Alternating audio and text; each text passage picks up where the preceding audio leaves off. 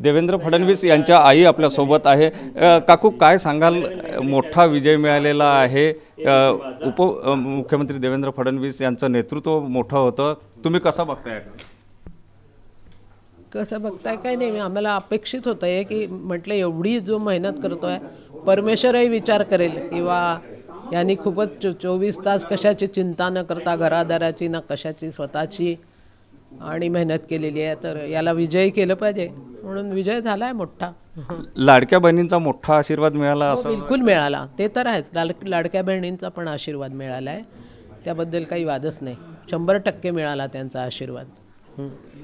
या निवडणुकीच्या काळात आपण बघितलं तर खूप व्यस्त राहायचे, ते घरी यायचे काय काय कसं नेमकं त्यांचं? नाही, ते तो रात्री केव्हा तरी घरी यायचा आम्हाला समजायचं, वाट पाहत असायची मी, पण कसं आहे की आमचं तिथलं मुंबईच्या घराची अशी रचना आहे की तो आल्याचं मला कळायचं, पण मग मी त्याला डिस्टर्ब करायचे नाही, कारण 3 आणि 4 वाजता केव्हा तरी यायचा आणि 3 तासाच्या वर झोपला नाही तो, बस सकाळी 7 वाजले की उठणार, किती वाजता येऊ।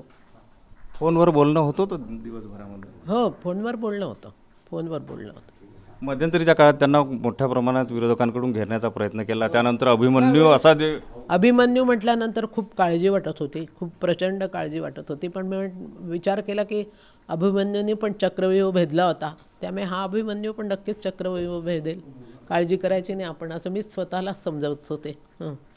आता मुख्यमंत्री व्हावं असं तुम्हाला वाटते की केंद्रात जावं त्यांनी? असं मला नाही वाटत केंद्रात जावं, मला वाटतं त्यांनी महाराष्ट्राचीच सेवा करावी, मला नाही वाटत मुख्यमंत्री व्हावं।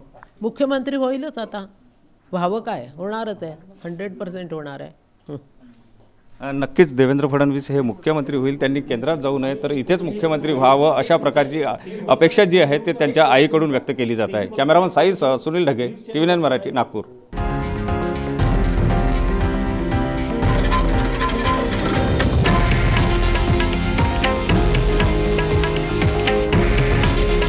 हे आहे देशातील नंबर 1 न्यूज नेटवर्क आणि आपण पाहत आहात TV9 मराठी। काळजी तुमची, हित महाराष्ट्राचं।